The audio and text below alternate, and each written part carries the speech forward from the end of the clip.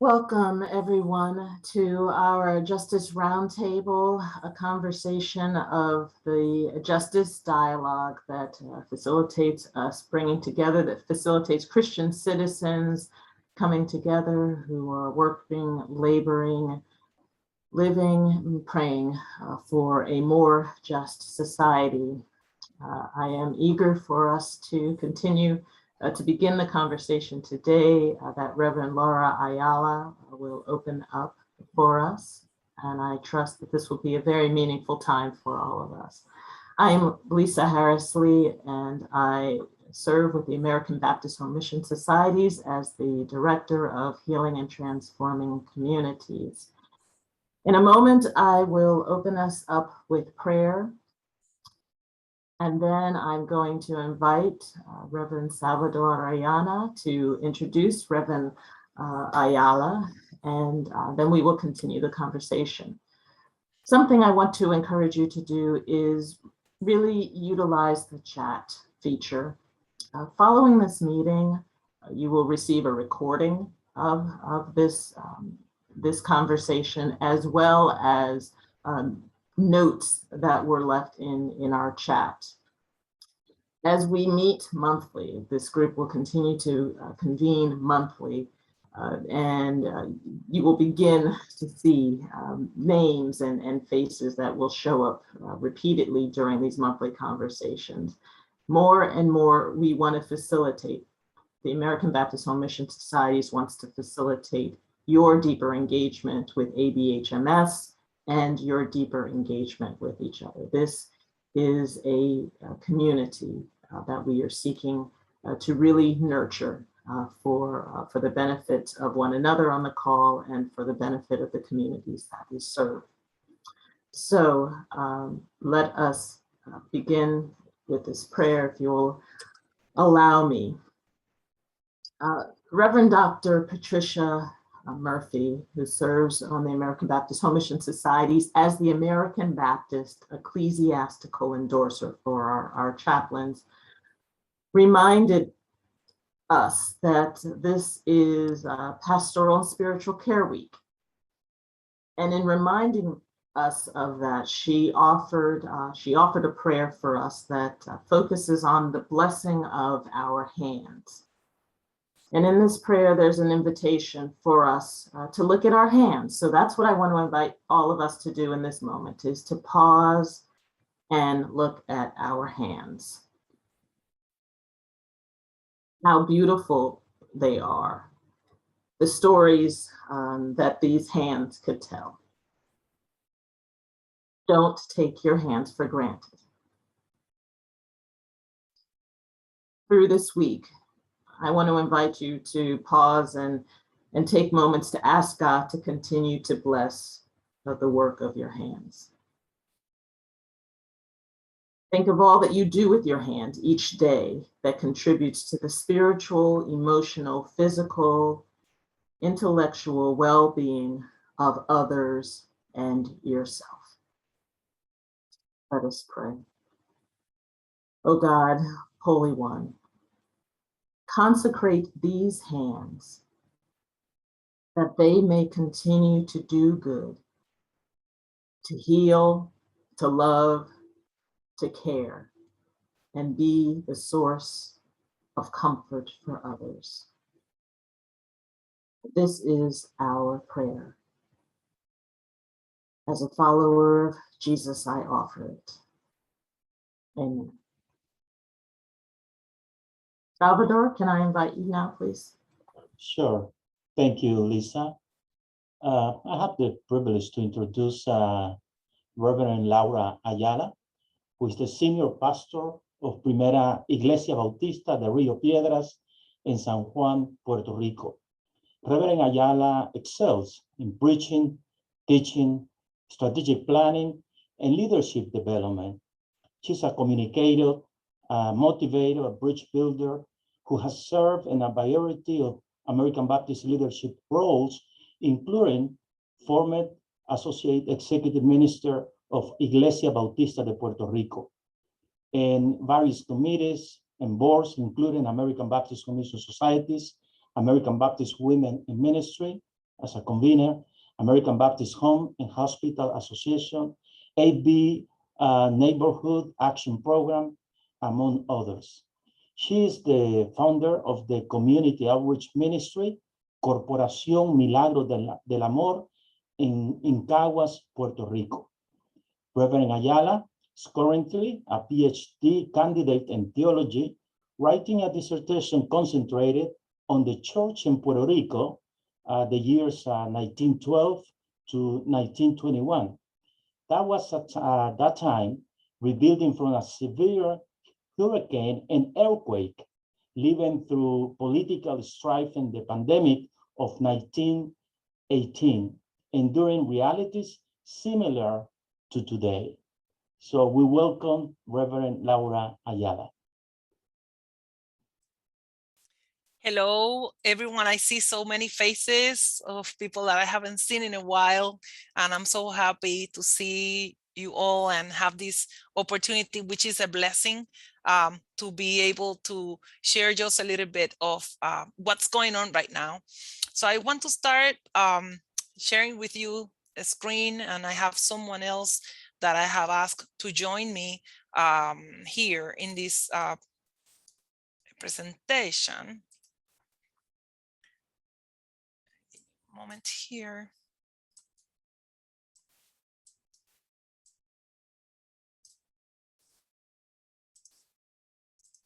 Okay, there we go.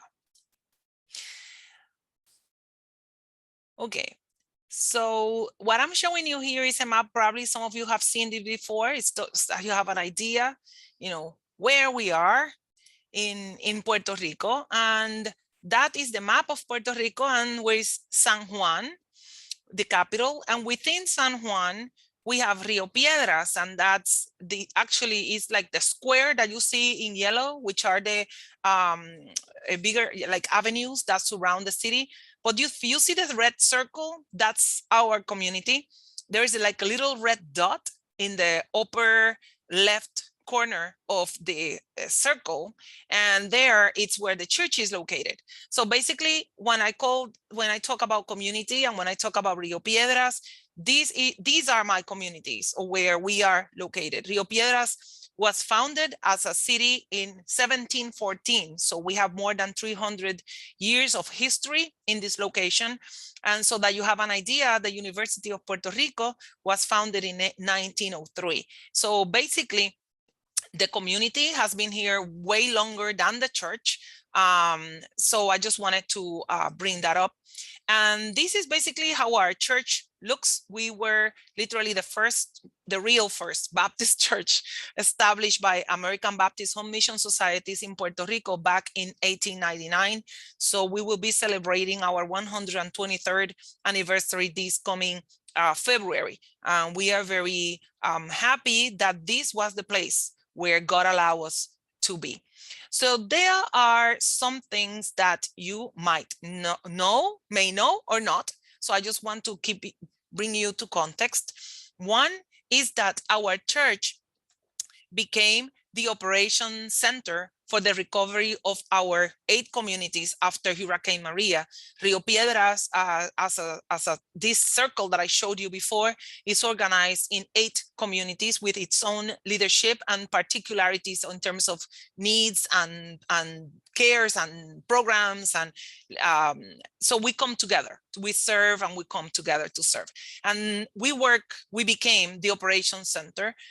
It was an organic situation. It was not something that we planned, not something that we asked. It just happened, and it was a great experience. I have shared about that in other contexts.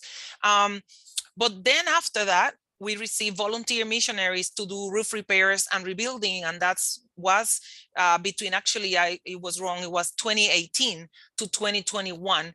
And during this period, we have built or rebuilt over 416 roofs. And we served during the pandemic, close to 10,000 meals in 8 weeks between May and June of year 2020. And due to the pandemic, we open our sanctuary, literally our sanctuary, to serve children so that they could attend their online classes. So we realized that our kids didn't have the opportunity to take their classes because they didn't have internet services in their homes, or they didn't have the equipment needed, either a tablet or a computer. So basically what we did is that we opened our sanctuary and literally became a big classroom where our children could come to take their classes with the required support system so that they could do that. And along with that, we distributed over 85 tablets for children and youth in our communities to take their classes. And currently we have just started our music academy. So that's the new project we are working on right now. So today, the topic for which you're here for is to hear about faith leaders within community. And something that I asked was two of good collaborators that now I call friends to join me here.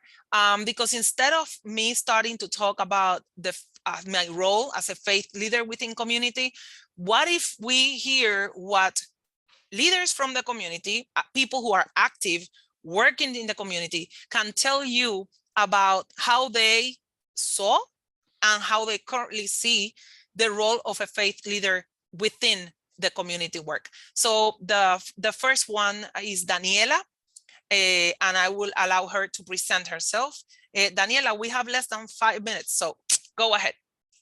Okay, I'll go really fast. So first of all, I need to start off by it's an honor to be here with every one of you. And thank you to Pastor Laura to allowing me to be here. But my name is Daniela Talavera Pagan. I am a case manager in Proyecto Plaza Corazón, and we're going to talk a little bit of what we do and who we are. So a little bit about Estancia Corazón. We are a nonprofit community-based organization. We were funded in 1991 in the municipality of Mayagüez, which is in the west corner of Puerto Rico. Estancia Corazón is composed of 4 different projects, and we all serve marginalized populations, such as the homeless population, HIV positive individuals, people who control substances, LGBTQ+ community, among other marginalized communities. And since 1998, Estancia Corazón extended their services and created Proyecto Plaza Corazón in San Juan, and that's my organization, and we're going to talk a little bit about us now. So Proyecto Plaza Corazón, we work in the Rio Piedras community, as Pastor Laura said. We offer support services mostly to the homeless population and HIV at-risk populations and to low-income resources communities. And what do? We do a lot of things, but among those services, we canalize safe and permanent or transitional housing. We obtain personal documents. We do ulcer cleaning, as you can see in the pictures, on the streets. We canalize mental and physical health services, do HIV rapid testing, accompany participants to medical or legal appointments, work with any barrier that we identify with the participants. And in conclusion, we are just a voice of the community when they feel they don't have one, but we also try and give that confidence to the participants of themselves feeling part of the society and having that voice that they deserve. But why we're here, in terms a little bit of our religious background, and we're getting a little bit personal, but in terms of my religious background, I don't practice any structured religion. I studied in a Catholic school for 13 years, and I saw a lot of things that I didn't really believe in terms of people preaching what they didn't act on. So I really embarked on my personal spiritual journey. And when I started working in Proyecto Plaza Corazón, the facilities that we have actually are in the First Baptist Church here, where now I'm like one room away from Pastor Laura. So they're here. And when I got here, I was like, oh no, this is a church organization. Like, we're gonna probably say a lot of things, but not do anything in community and not be like in there with them and working with the real needs of society. But then I started working here, and the Baptist Church is just our top collaborator. As I said, we work on the streets, and we didn't have an office when we started working with the Baptist Church, and they gave us an office where we can have our documentations, where we even have air conditioning, which is a privilege for us because we have another building that doesn't even have electricity. They have worked. We do a lot of collaboration in terms of giving food to the most people that mostly need it. They give us a lot of monetary funding as well, but most of all, they're just very active on the streets with us. So we really work hand in hand. It's not, hey, we need this, and they give it to us. No, it's like they also see the needs in the streets and the needs of the people that we work with, and they really do work hand in hand with us. So after 3 years working in this organization, this experience and having this relationship with the church has really changed my perspectives in terms of there are religious leaders that are really interested in working with social needs and go beyond, staying in this structured space that we call church and taking that belief and values of the church and leaving it in action. So, yeah. I just want to say thank you. And I have to be honest with you, I didn't know what Daniela was going to say. So thank you, Daniela, for sharing that. And I really want to cry, but I'm not going to. And now I want you to hear, I believe that Angel is here. Angel, are you here, Angel? Angel?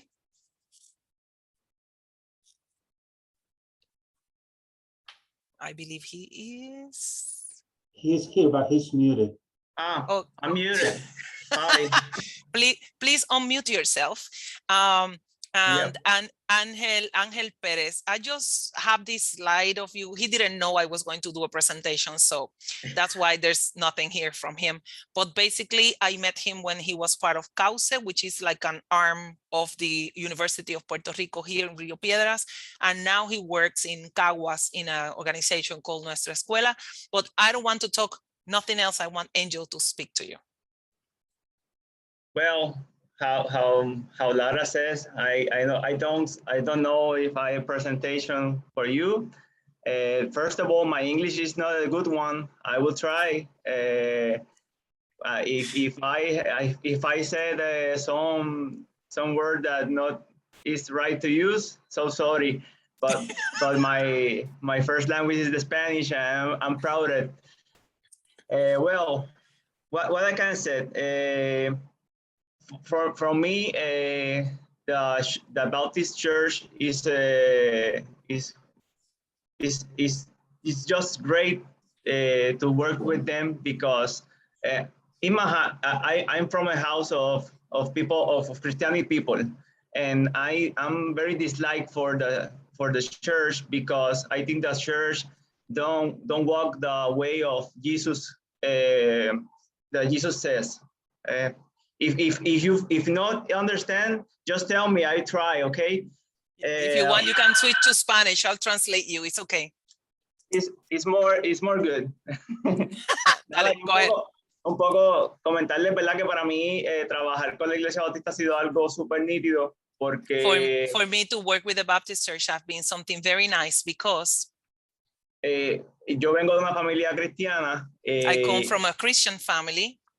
Pero en el camino uno se ha ido decepcionando de lo que ha venido haciendo las iglesias. Which has been very deceitful of what the churches have done. My experience has been that one. Porque uno entiende que las iglesias se han alejado demasiado de lo que se supone que sea el camino que dicta Jesucristo, ¿verdad? Y las ayudas que él fue haciendo durante el camino de su vida. Because I have seen how churches have distanced from what Jesus taught and the way Jesus proclaimed the gospel and identified himself with the marginalized. Así que en el camino del proceso de Huracán María nos encontramos con Laura y con Belkis, y de ahí en adelante han sido dos mujeres que se han convertido en mis amigas, en mis guías, en gente que uno adora, porque simple y sencillamente demostraron cómo es que realmente debe trabajar un cristiano. So since Hurricane Maria, I started working closely to Pastor Laura and Pastor Berkis. Berkis is the pastor of a Pentecostal church close by, and we are actually good friends. And he's saying that since that, he was very identified with these two women that became his friends, because we were able to work together with what we were doing here in the recovery of the city. Así que nada, decirles que el trabajo que se viene haciendo aquí en Puerto Rico es un trabajo que rompe el paradigma. So I just want to let you know that the work that is being done here with the church is something that breaks the paradigms. Y que ¿verdad? Lo que estamos aquí exponiendo sirva para que ustedes también sigan haciendo este tipo de cambios. Yo creo que el cristianismo le hace falta mucho más calle. Y verlo en la Iglesia Bautista de Río Piedras me parece que es algo que les puede ayudar a ustedes para que los reproduzcan en sus respectivos lugares. And I hope that for what you will be hearing here, you're able to see what we want to the Christian church to really become. That we think that the church in general has to learn a lot and to walk the streets and learn from the streets so that it could become pertinent to the real communities that we are handling now. I made a summary. Gracias. Agradecerles, ¿verdad? Que tengan aquí a Laura como parte de las que está exponiendo en todo esto, porque realmente están haciendo un cambio. Y lo otro es que demostrar que los pastores pueden ser gente chévere. Después de esta, mato a Laura porque no me dijo que íbamos a presentar. Tal vez me he preparado un poco mejor. He's saying that he's very grateful for giving me the opportunity to expose here, that probably after this, he will kill me for not telling him that I was giving a formal presentation, but that he's very, anyway, I don't know if Salvador wants to add something else, but I wanted you to hear. Salvador, you want to say something from what he just said? Because I was laughing. I think you said everything. Yeah, I think you said it. Yeah. Okay, why I wanted to do this? Well, we are talking about faith leaders and within community. And I think that this is extremely important that we are able to talk about this. Actually, you see Angel there in the corner from day one, putting tarps in the top of roofs. Okay, so how voices of faith leaders are heard among community stakeholders and decision makers. Just a few points I want to close this. First, the first thing I think that we have to evaluate is our willingness to become that voice or not. And this is very serious. Like you heard, these are people that are extremely active within the community, taking care of many of the needs, and the experience that them as a sample, because this is what I've heard from many others, is that churches usually are completely disconnected of the reality of what's going on in the streets and in their communities. They are there, their buildings are there, but they don't know the people, they don't know what the needs are. And so most of the time, they're not willing to become part of the solution of the different situations that are around. And these are not my words. These are words from people that I work with. So first of all, we need to evaluate if we're really willing to become the voice of a faith leader within that community, because it's a big responsibility that we are undertaking.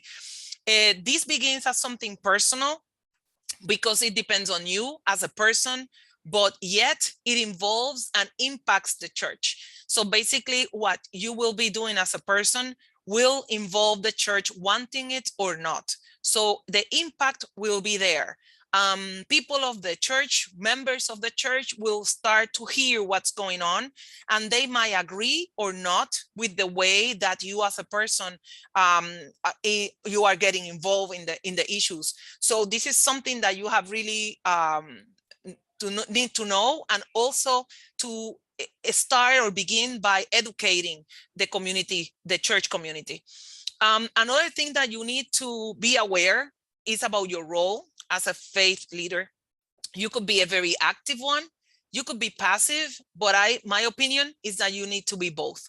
And by passive, I mean that you are a step back. You let others to lead. You let others to be the faces and be the ones that represent the community. I am not here to represent this community. I am here to be part of it. And sometimes we are so used to being in the front lines or being our name seen in places or because of our education or our background. And when you become part of the community, it is not well seen when you just come along after not being there and then you want to take over. So this is not well seen. And I don't think it's needed either.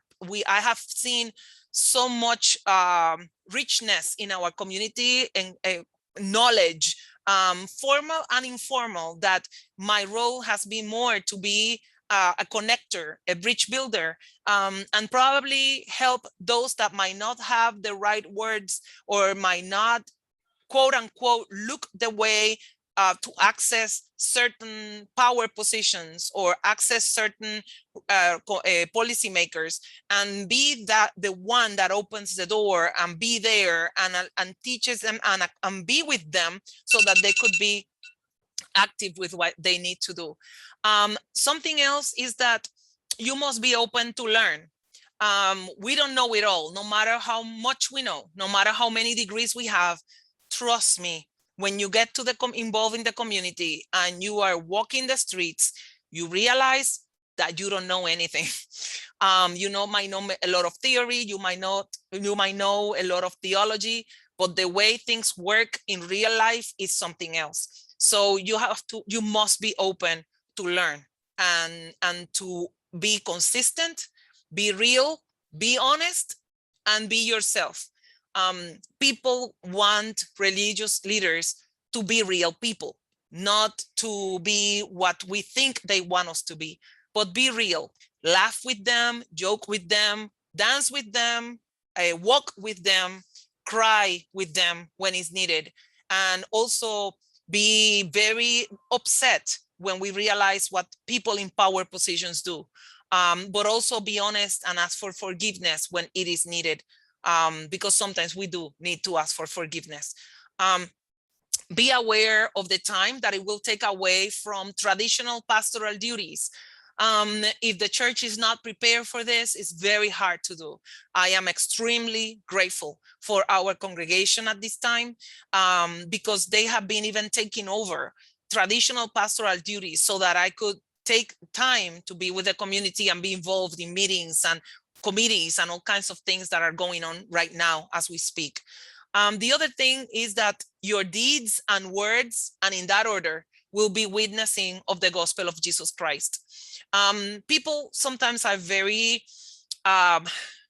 skeptic. They don't want nothing to do with religion, church, or Jesus Christ. And mostly it's because they might not be aware of what the real gospel is, what the real word of Jesus is. And once they know that, then there's another problem. They can see the disparities between those words that Jesus said and what Jesus taught and what the church as an organization or as people are actually doing. So you have to deal with that, and your deeds will be more important than any word you could say. So right now, I am extremely honored to be part of the leadership of this community, work hand in hand with them, walk with them in their shoes, not mine. And it has been a great experience to continue to learn many, many things and be that one that can actually bridge with other positions within our larger community of the municipality and the government. So thank you for this opportunity. And I'm open to any questions. Laura, that was beautiful. And yes, I would like to start with questions. You can put them in the chat, and that will actually be the best thing, or raise your hand if you have a question. There are others in the community, similar to our last dialogue. There are others who are in the community today who I've invited to ask a question, to respond or comment on what they've heard Pastor Lauder share. and even share some of their own experiences. And Pastor Lara, thank you for bringing your collaborators with you, Daniela and Angela. Thank you for bringing them with you. And thank you to both of you, Daniela and Angela, for sharing with us and being part of our community today. Pastor Avilius Bernal, please begin and offer your comments as you have your hand raised as well. Oh, no, just thank you very much for what you've been doing. I'm wondering, Laura, sometimes when you're doing work in the community that is active, there's the usual concerns about the church that we have heard from, and I'm glad that you got through that. But how have you been able to connect your voice with the power brokers or the people in authority who sometimes feel that you're stepping in their space and they'd rather be the ones that look good instead of the church? How do you maneuver the powerful people into collaborating instead of getting in the way? Well, I think that will depend on our understanding of powerful people. In our context, something that is very emphasized is that the power is within the community and the people who live here, the people who work here and the people who do business here. So basically, we are organized by communities, as I mentioned before, and also by sectors. So right now, the religious sector met and they assigned me and the priest. Actually, we work together to be the representatives of the religious sector within the board of the community. But we also have business representatives, students from the university, and also from each of the 8 communities nearby. So basically here we are trying to be very emphatic on that the power is within the community and the people. So that's where the real power is. Some others think they have the power, like the municipal government, like the state government or the agencies. Well, that's what they think, but we are changing that in different ways. So first of all, because there is a law that was created many years ago that gives us the power to become organized and to speak up for the community. As part of that law is a community that is called interagencial, interagencies. So every month, we gather with the representatives of each of the main departments, of service departments from state government and municipal government, and whatever needs are there, we bring them to the table. And every month they have to come back and give a report on how they handle those and what they did with those. So they are accountable to the community, not the other way around. The other thing is that for example, in my case, I have been helping with grant writing recently for 2 particular things that were up and we could apply. So I am not taking the lead. I am supporting what the community says they need. So I'm there taking notes. I'm there giving them mentorship if needed in some administrative work or things like that. But it's in the background. When we go to a meeting, like we did recently to the University of Puerto Rico, I don't know the word, I think it's the dean of the university here. We went with the president of our board, which is a community resident. And I just sat next to her. So I will just keep coaching on what to do, but I try to step back. It's hard because we are used to being in the front line. We're used to being the ones who speak and talk and decide and say. So it's hard sometimes, but it's beautiful to see people glow and learn and accomplish things. And at the end, know that it's not a one-person success, but a community or a team success. And that really makes a big difference. The power within community is big. If we are with them, sometimes we just need to step forward and just be the ones that say to the powerful, quote unquote, I guess you better shut up. You don't know what you're talking about. Listen to them. They know. And they hear us because we are the pastors or we are the religious leaders. If not, we pray for them and it's not going to be nice. So they have to, they listen. Very good, very good. Is there anything else you'd like to share, Pastor Douglas. Well, I mean, I don't want to take too much time, but I just want to say that there is this tendency to say that in order for change to be enacted, you need to be seen, you need to be public, you need to be charismatic and followed. And that's one of the things that, especially in the United States, we run into that often, that the way to change is to be charismatic and upfront. And so modeling this, I think, very Baptist and very fundamentally Christian process.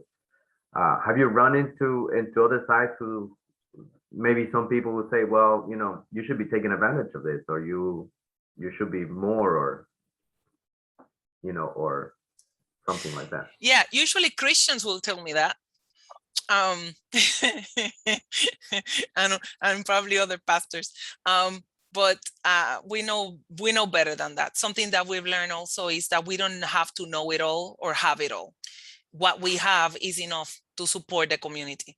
So sometimes it's a space, sometimes it's equipment, sometimes it's our presence, sometimes it's our kitchen. Like today, we are feeding the homeless today with Daniela and her team. And yet we have the food, we brought together the cook, we have people who are helping. They actually help us. They get in our kitchen to do a lot of work, but they are the ones who know the homeless. They are the ones who work with them every single day. So I might not have gained the trust of the homeless in this community, but they have in a day-to-day basis.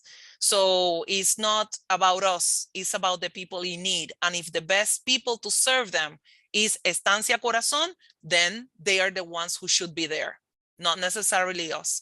So we support their work, and that's the way we complete or accomplish our mission. Very good, very good. There are two colleagues on the call, both of whom I know need to leave the call early.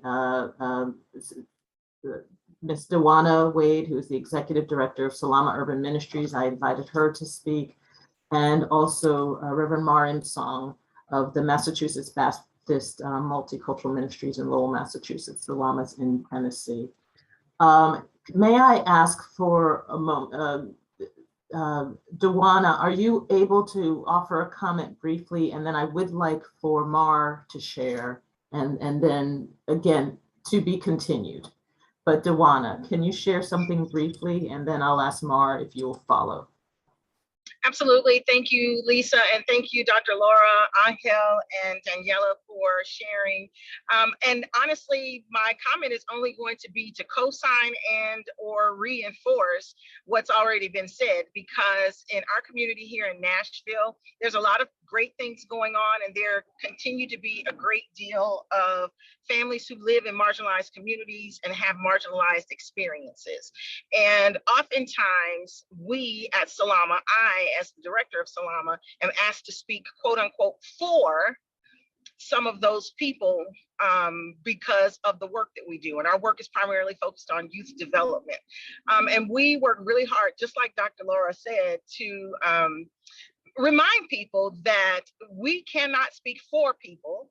We can share our personal experiences in marginalized neighborhoods and experiences, but we refuse, and we make sure to say that while I won't say that for these folks, I will absolutely encourage the people that we have a relationship with, we have influence with, to come and share their own stories, to come and share their own solutions for the challenges that they recognize in their neighborhoods.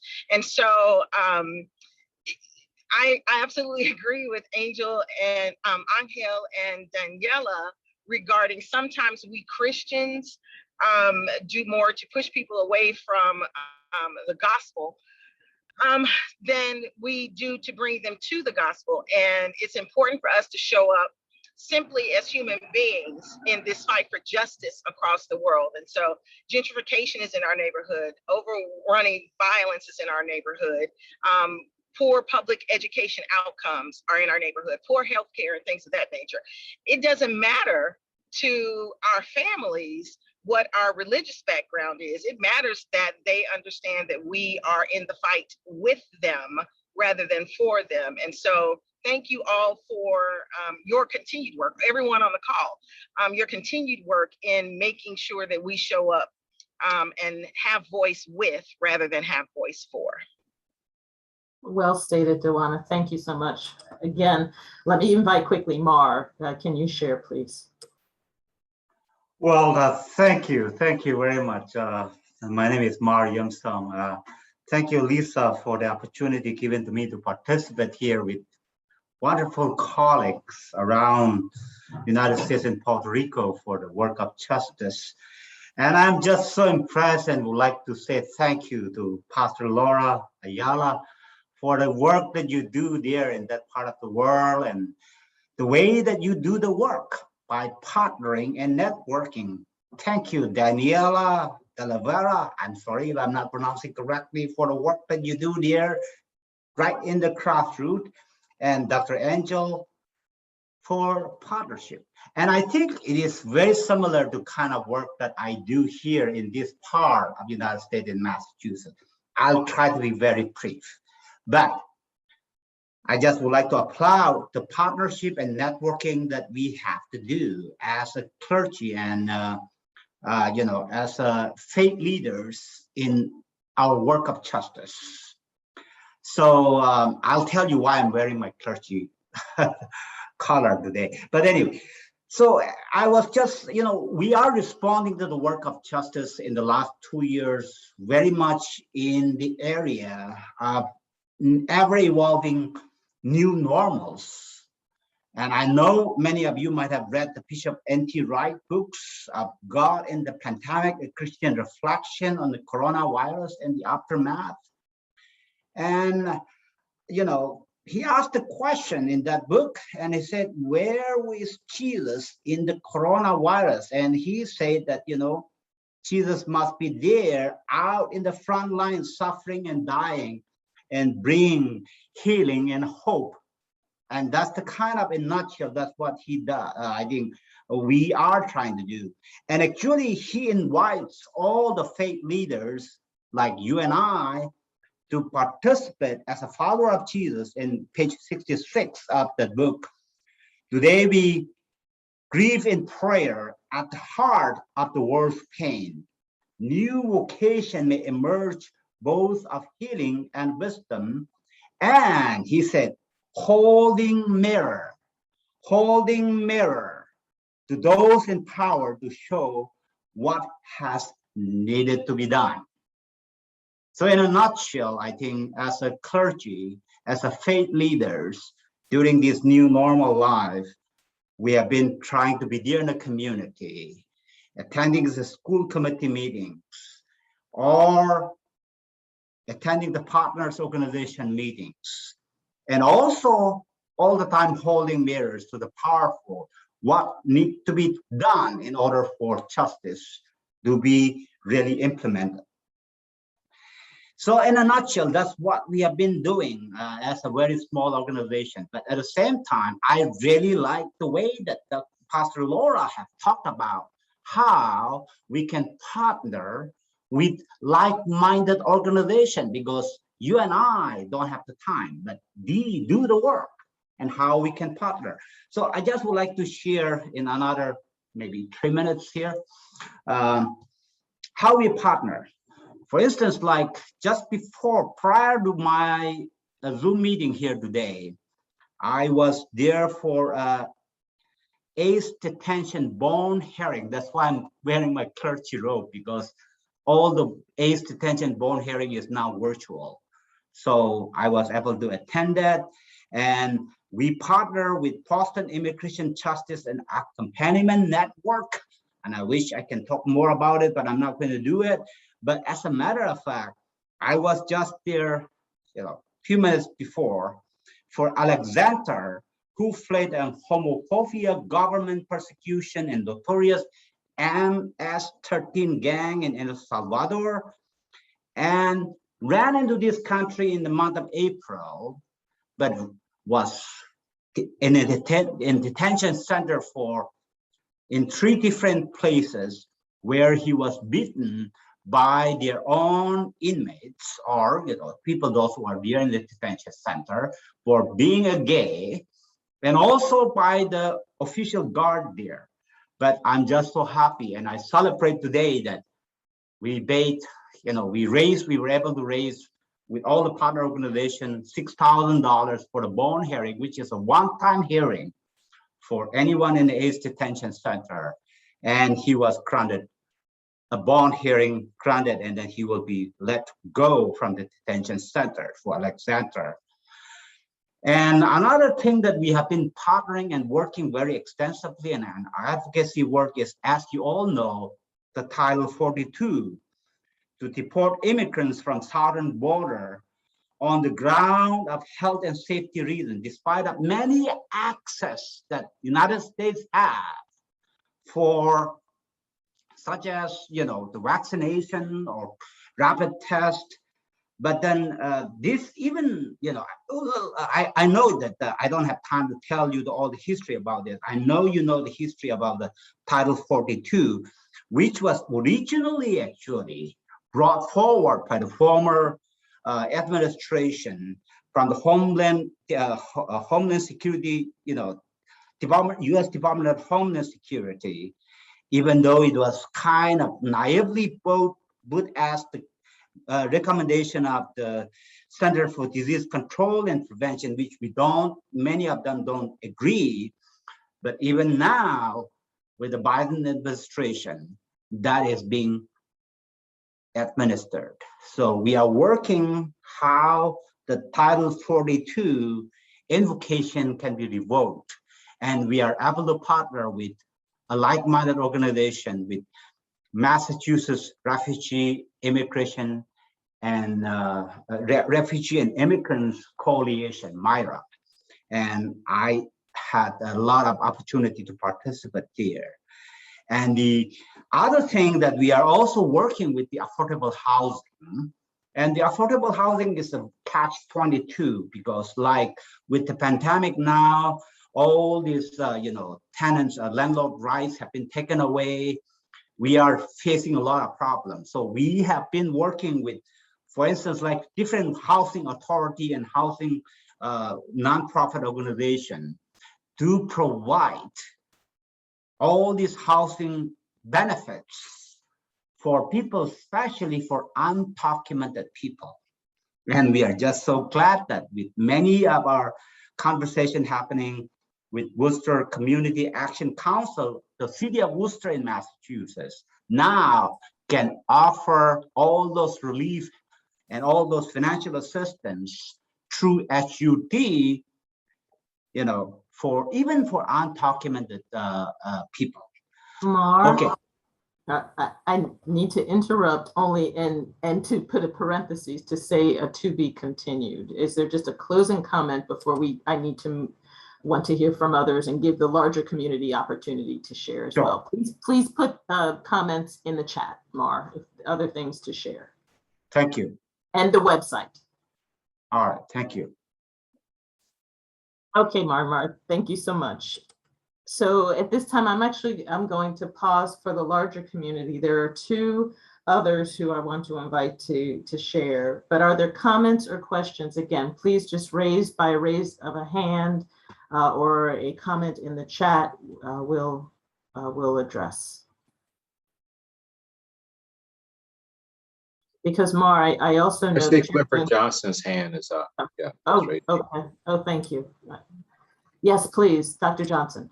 Good afternoon. First, let me thank you, Lisa, for convening this group and for Laura for a very fine, informative and beneficial presentation. I just want to make two comments because I've been fully engaged in this work and continue to be fully engaged in this work, and our church is committed to it.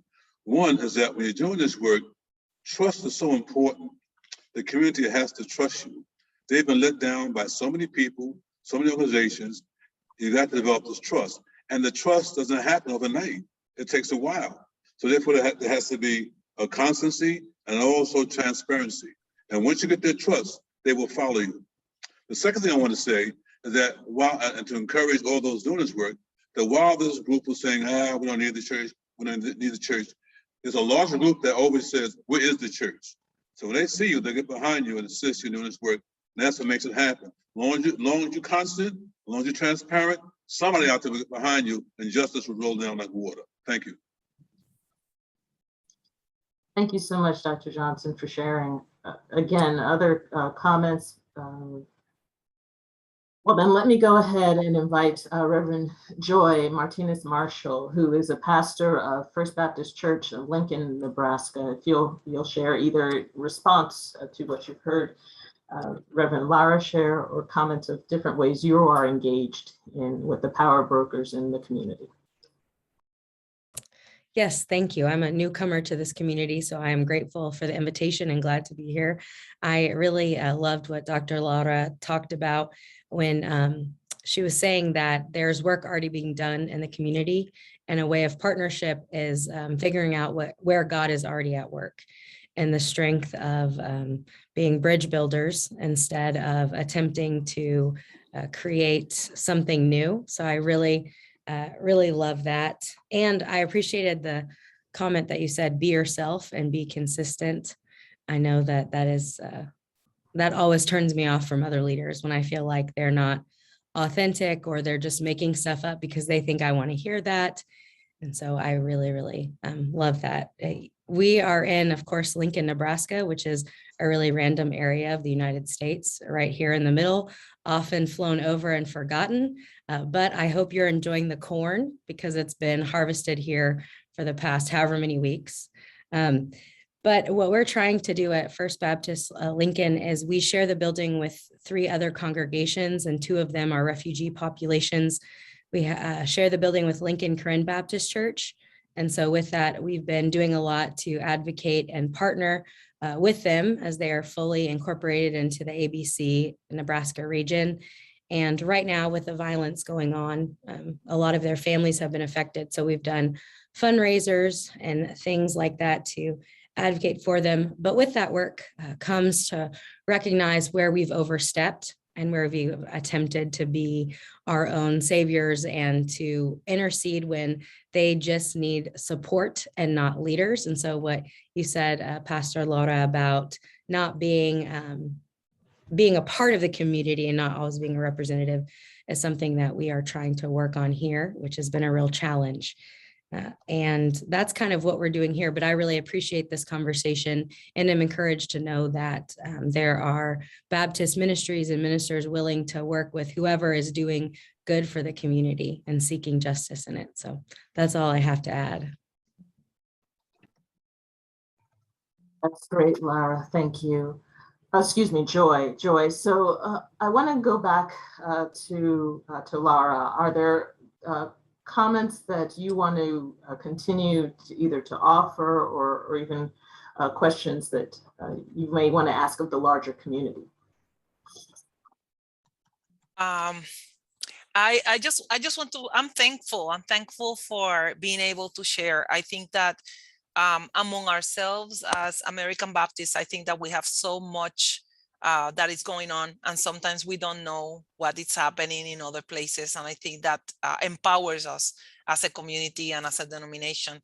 And I think it was just Dr. Clifford who mentioned something, Clifford Johnson, and I agree completely with you, sir, regarding the trust of the community. And especially when we have not earned that trust, we depend literally on people who does have that trust to introduce us to the community. And our church is adept with Angel, because that's something that Angel did. I don't know if he's aware of it or not, but that's something Angel did. He went to the communities that knew him and trusted him, and told them that they could trust us. And that made a big difference. So I am in debt to him, but also, like I shared with him at some point, and people that work with me, like Jocelyn shared with him, he loves the people and God loves the people. So we are in the same page, no matter which way which side we're coming to it. And I have to tell you that I have met many people in my life, but the way, the commitment that Angel has with these people, the people and the community, and all the work that he puts to every day and night, because he works day and night to help the community and the people is amazing, as well as Daniela and the team in Estancia Corazon. And this is just a sample of other people, but I have to emphasize that, yes, Reverend Johnson, we need to earn the trust. Sometimes we don't have the time to earn it because we want to help, but we depend on others who trust us and in a way lend us the trust that the community have in them so that we can go in and do the work. So that has been our experience, and we are very grateful for that, to God first and to partners such as Angela and Daniela and many others. Beautiful.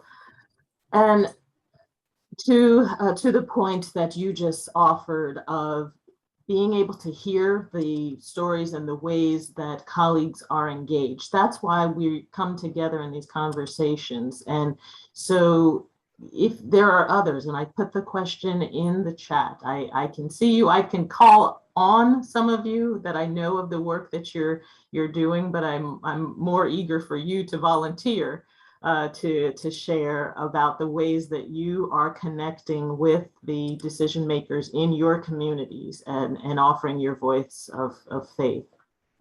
Can anyone else share their experiences? Mark Samuel. A couple of things, whether it's. I'm sorry, Mark, if you'll say where you're from, please. Oh, I'm sorry. I'm with Heart Reach Neighborhood Ministries in Youngstown, Ohio. We run 3 community centers, all in low-income neighborhoods. We are, really, we seek to introduce people to Christ, but there's a number of avenues for introducing ourselves to people, and a lot of needs in the communities. So one of the ways that we work basically is just by offering what we have in whatever ways we can partner with people, whether that's United Way, foundation representatives, a local group that says they wanted to do things. We have a karate class in one of our buildings because there's a gentleman from the community that says, I like to do karate. So we offer the space for him at no charge, just to come in and teach karate to kids. He does a phenomenal job. We had one of our local banks say, we want to hold a large event to reach out to this low income community. Can we use your space? Absolutely. Come on down.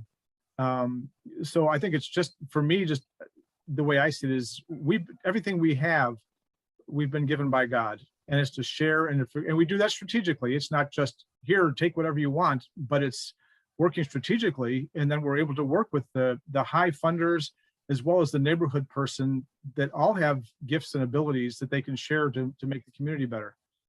That's been a good model for us. Thank you, Mark.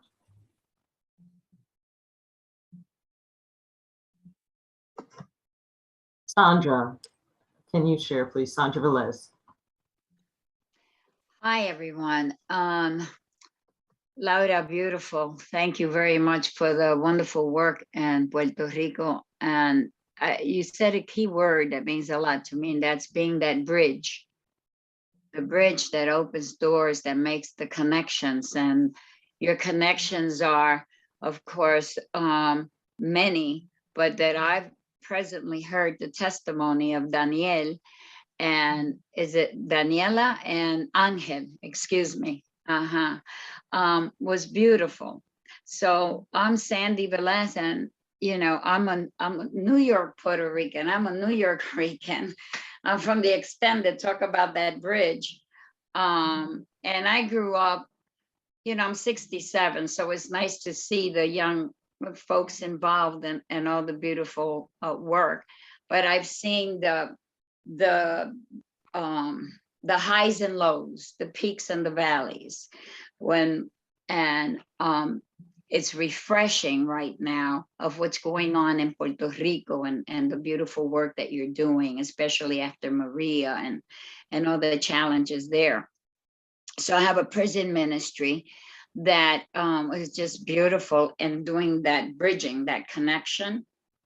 And, it wasn't just, it was all people from different communities of faith and so forth, that for years we just came together and served inside and outside the prison walls.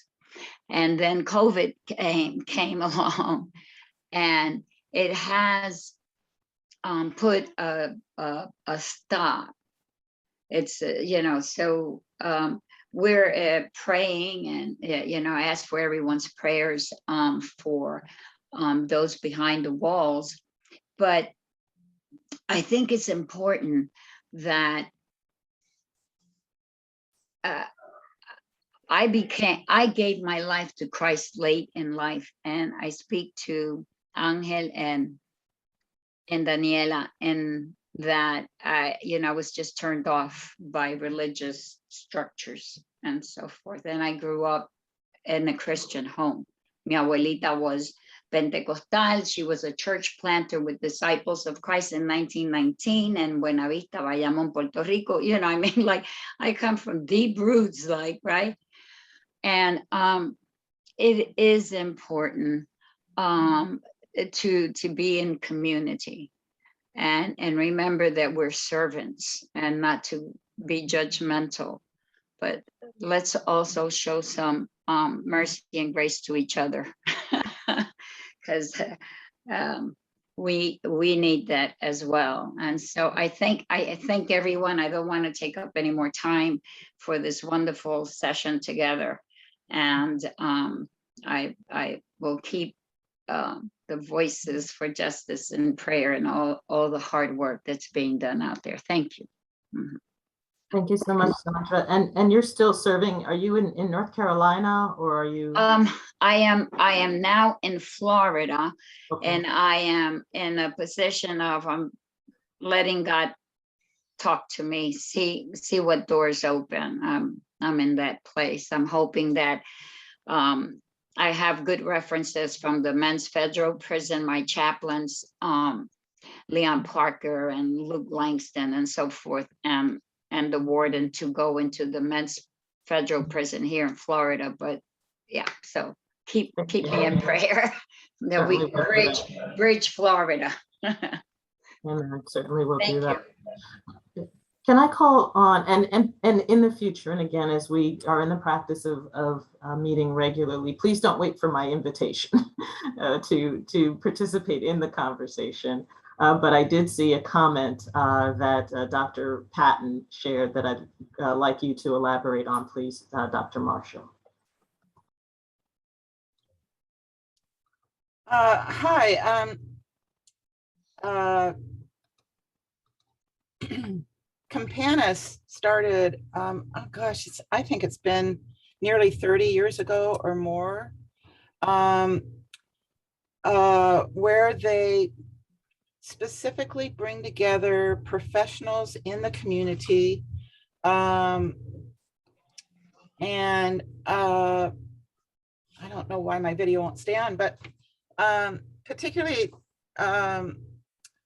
so many of them are retired individuals, but many were recruited specifically by Campanas, so that they helped get started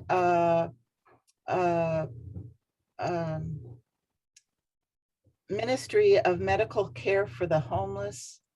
They helped get started several different kinds of ministries, because they could provide professionals that stepped in for a year or two, sometimes were later hired by the organization on an ongoing basis. Right now, I've got a friend that's working through Campanas and connected with the Northwest African American Museum. So all different kinds of organizations throughout the city that they've connected these volunteers, professionals, to help organizations do ministry that they otherwise wouldn't be able to do because they would have to pay for directly. Gary Davis is now the executive director of Campanas Ministries.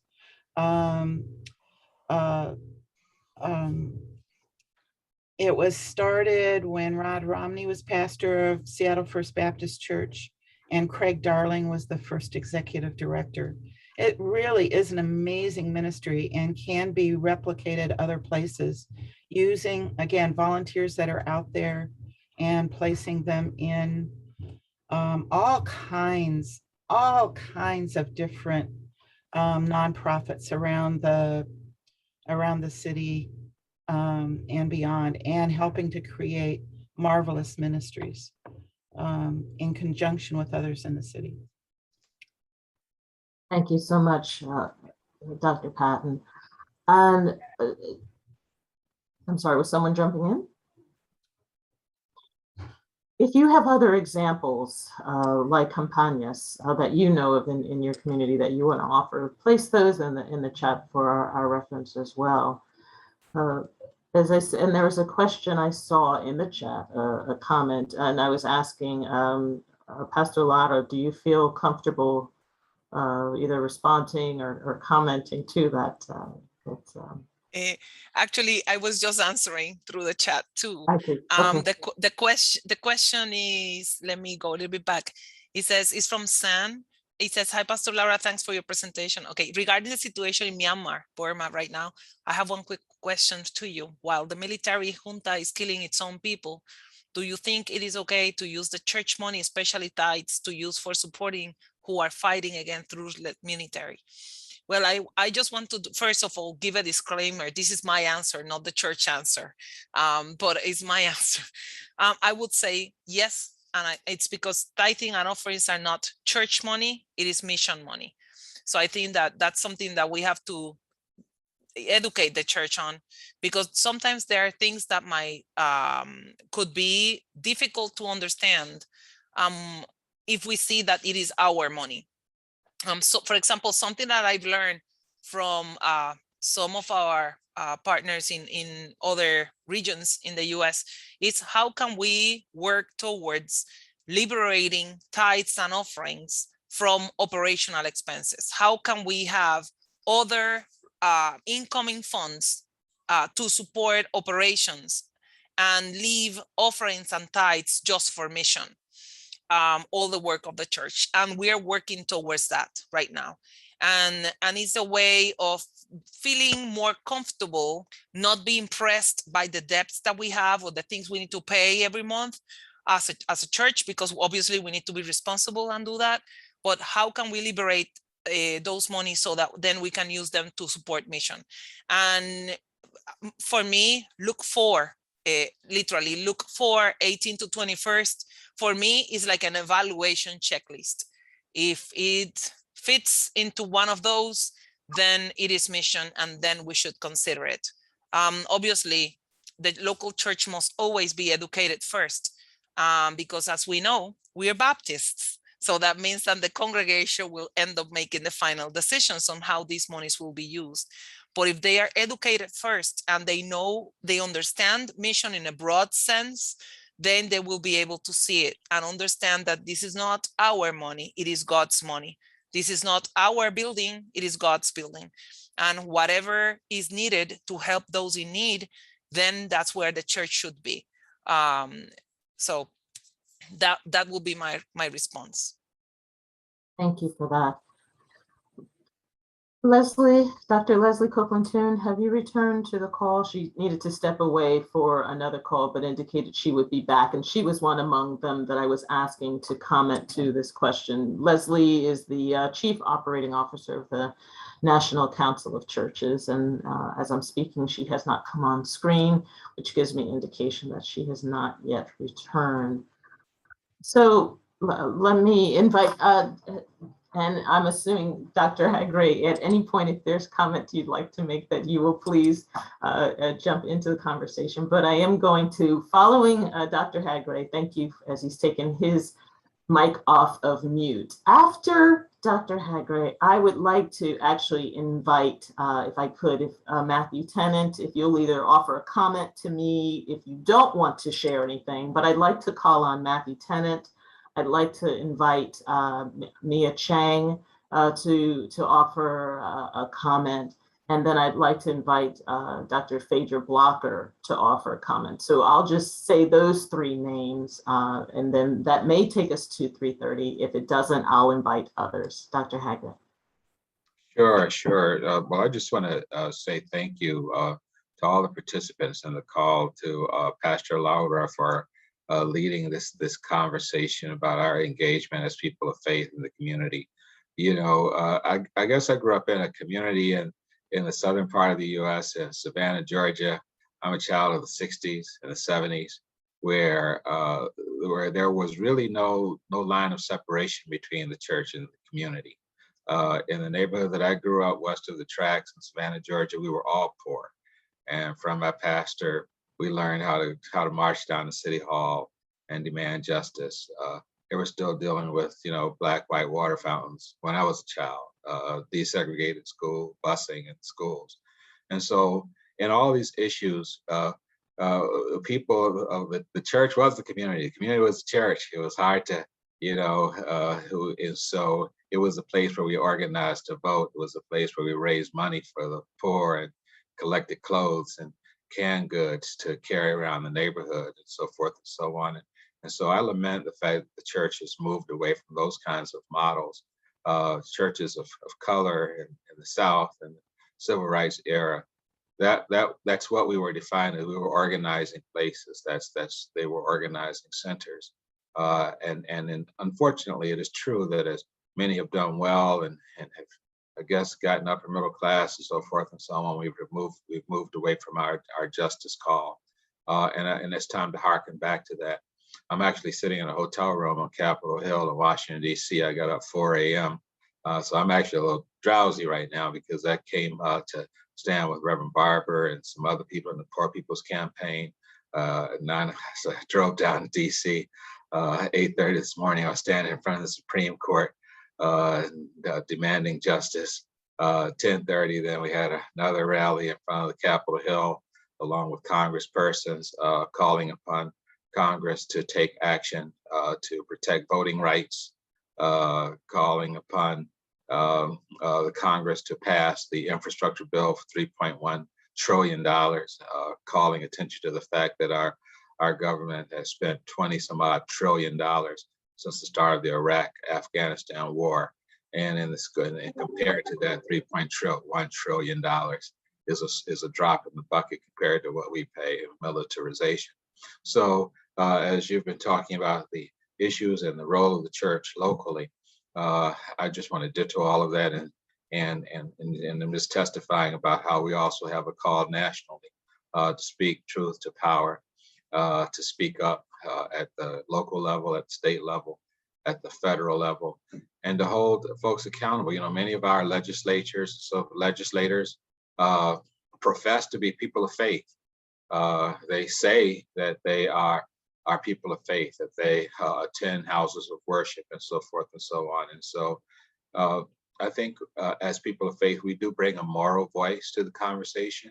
I'm not ashamed of the gospel. I'm not ashamed as a person of faith to stand publicly as a person of faith and as a pastor and preach truth to power, use the influence that I have, the voice that I have, the platforms that we have, the house, the facilities that we have as organizing centers and so forth. And so it is true in many areas, the church has been compromised and is isolated from the communities. And I think that's something to overcome. And I think as we practice the ministry of Jesus and walk where Jesus walked right here in the streets of our cities, holding hands with the poor and the underserved as Jesus did. His whole ministry is about the uplift of the downtrodden. And so if anything, we as a church need to repent to whatever extent we have moved away. There is nothing that we're doing of a ritual value inside church that is more important than the uplift of all who are hurting. And my last word on this, my favorite passage in the New Testament is Acts 2, 42 through 47. And it's the first century church. All who believed were together. They had all things in common. they literally sold their possessions and gave the money to the poor, right? I mean, it was like they put their property on eBay, sold it. When they got the money, they passed it around the church. They had an internal redistribution system at church. The church existed to serve the community. These are all the things. So if we really want to be more like Jesus and want to be like the first century church, then engagement in our communities now more than ever before is critical. So God bless all of you who are doing this important work. Pastor Ayala and the example that you've set, and many others on this call, Pastor Clifford Johnson there in Delaware. I mean, so many of you are doing some awesome things in your community. God bless you. And I just thank you. Thank you for this conversation today. Thank you. Matthew. Thank you, Lisa. And thank you, Jeffrey. That was it's inspiring to hear about the work you're doing. And also thank you to everybody who's commented. Laura, I really, really have enjoyed hearing about how what you've been doing in Rio Piedras. About 20 years ago, I lived in Puerto Rico. And so I am familiar with some of those neighborhoods in that area. I was thinking about how University Baptist in Charlottesville is engaging with the community and what I'd be able to share. And I don't necessarily have a specific ministry in mind. The Unite the Right rally from 2017 continues to come up every so often here in Charlottesville. Just yesterday, the trial for some of the organizers began here. And one thing that came to mind is the Ministry of Presence and the way that a lot of the ministers in this area have been either holding virtual prayer vigils or gathering to try to be a peaceful presence around the courthouse. But justice is important in many different forms, whether it's food insecurity or reaching out and ministering to people with HIV and AIDS. I was especially interested in the Estancia Corazon ministry at First Baptist. And but here I feel like there are a number of little things. Our church gathers food for food insecure homes in a local elementary school. And one of our teenagers needed some volunteer hours for school. So he came and was packing backpacks, packing the food bags. And it's just a microcosm of trying to touch justice issues while listening to local leaders and what their needs are. And so like in that food program, we are directed by the guidance counselors in the school. They're the ones who tell us what they need and how much they need. And we try to just answer their call. But it's inspiring to hear so many people and the different ways that you're involved. And I've been taking notes. So when Lisa, when you said you wanted to hear from me, I was like, wait, I'm thinking about and kind of switching tabs, Googling these other ministries. So it's been great to hear from everybody. Appreciate your comments. Yes, continue the note-taking, Matthew. Mia, can we hear from you? And then Phaedra, a few words from you will be great. Thanks, Lisa, for the opportunity, and thank you all for your comments and your thoughts. It was an enriching time. I just want to add, to what's already been said, but I think that today, with the pandemic and so many people, so many churches and leaders being afraid and uncertain of how to engage the community, in times like this, that we tend to be more isolated and we tend to be more inward focused than looking outward, and especially as a pastor, I hear so many of the other leaders wondering in times of pandemic and post-pandemic, how do we reach out to our community? How do we bring people back in? How do we increase or go back to the way things were? But I think we tend to approach these questions with strategies and formulas for increase. But if we can actually look outward and see the concerns of our neighborhoods, the places of pain and places of need, around where I am, there are, we're focusing on Trenton right now, but, there are increase in violence, increase in mental health issues. These are real concerns. And so if we were to address some of these areas that are the places of pain, then we don't really need to worry about strategies of increasing our church and so on. If we were to just tap into what Jesus is already doing and where his heart is, if we were to sort of align with where God's heart is, then I think that the increase in the health of our church will just be a natural, sort of a natural overflow, and so I think that the approach to this time of pandemic and post-pandemic is that to see where Jesus is standing, and to stand alongside the poor and the hurting. And when we do so as church, then we will see the growth. We will see the natural thriving and the revival of our congregations. Thank you. Dr. Phaedra. There has been so much said today that I echo, co-sign, and just resonates with me. Thank you, Dr. Ayala. When you talked about liberating our tithes and offerings, there was a Baptist shout that went up in this room. Because this idea of really putting our time, talent, and treasure towards the things that matter to Jesus is so important. And we got a lot of liberating to do in some cases. I don't have anything profound to add. I'm just grateful for all of you. I'm grateful for how you are living the gospel in each of your contexts, and being grateful to Lisa and ABHMS for this type of gathering where folks can hear what's happening, hear what's going on, be able to encourage and be encouraged.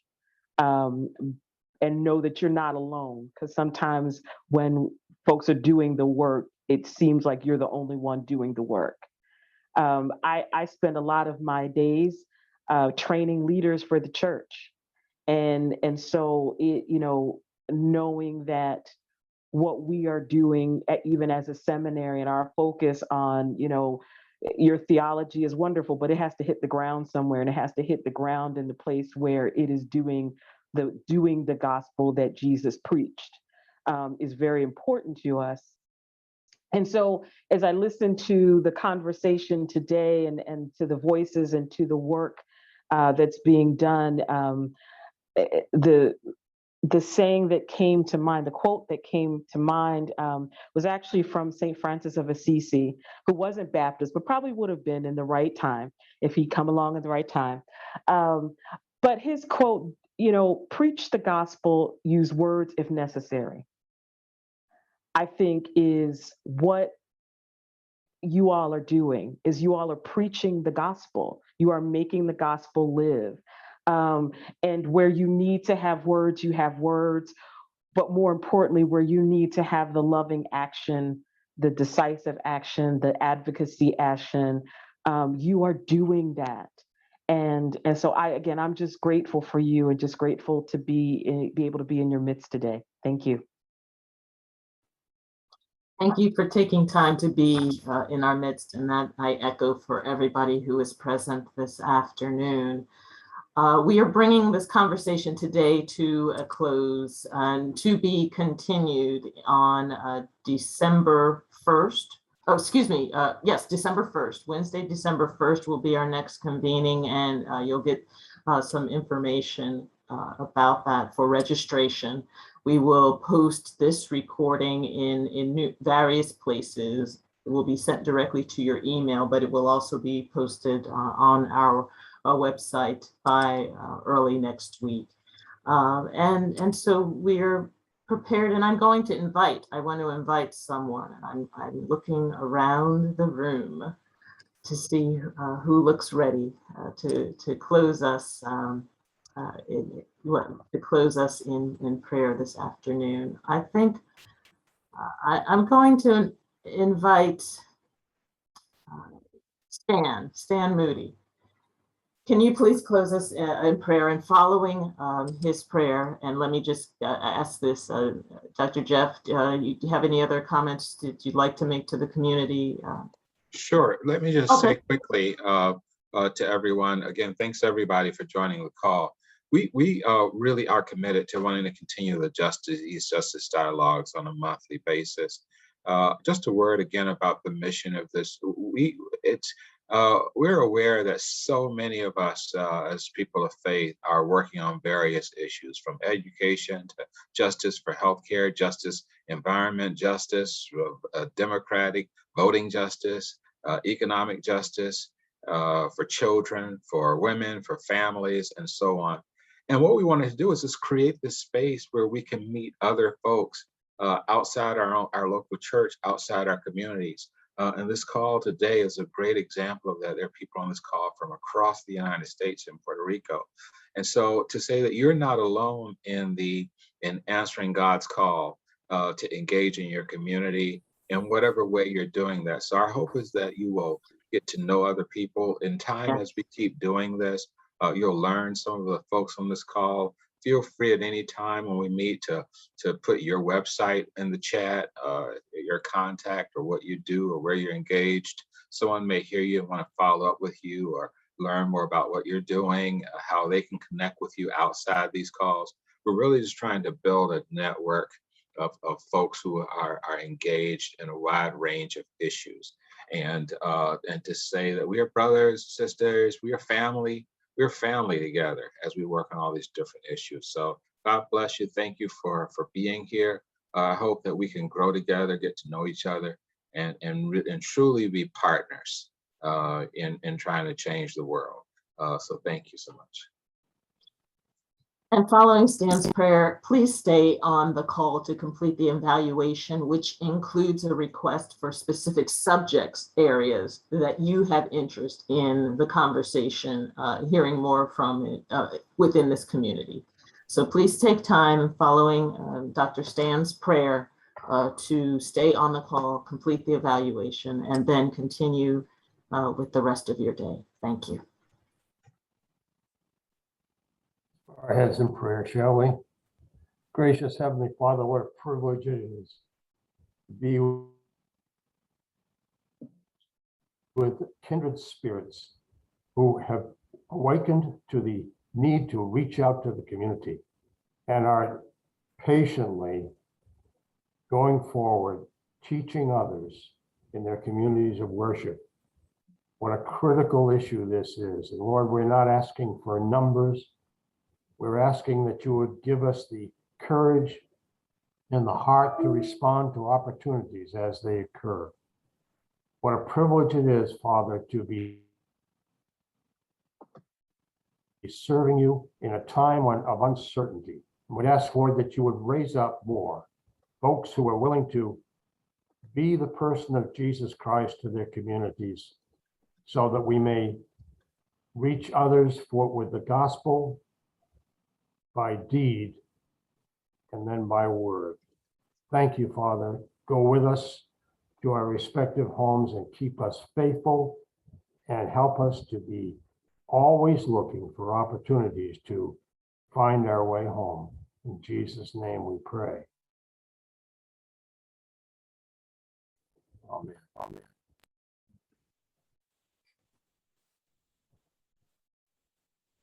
Amen. So we'll have the evaluation and even continue putting comments in the chat. Thank you, Dr. Rosalind.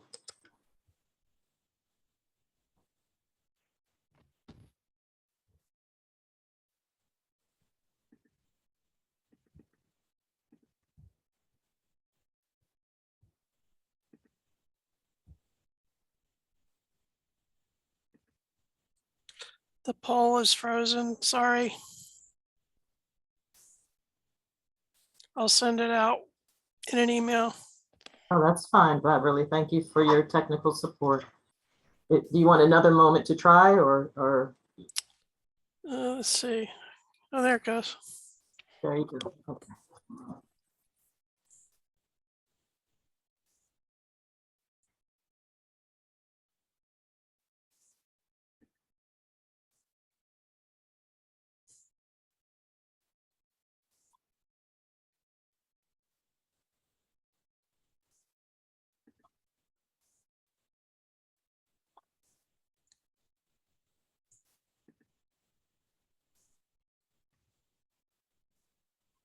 When I click on the submit, it's not going through.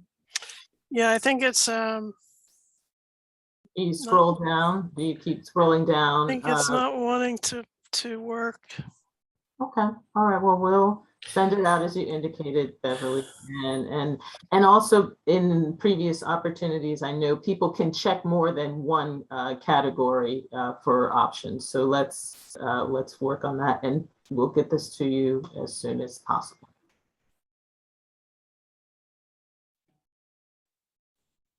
So are we saying, Lisa, we're going to send this out to the folks on the call, the polls, so they can do it on their own? Yes. Okay, thank you. That'll work because I'm having difficulty too.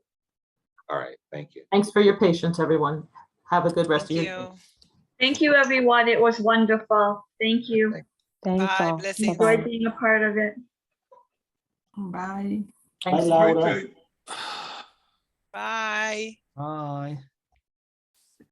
Thanks for leading us so well. All right, everyone. Great job. My apologies, Lisa. Okay, it's okay, Beth. It's all right. I know it will happen once they'll send it out and they'll respond. But everybody was very engaged, so that was exciting. The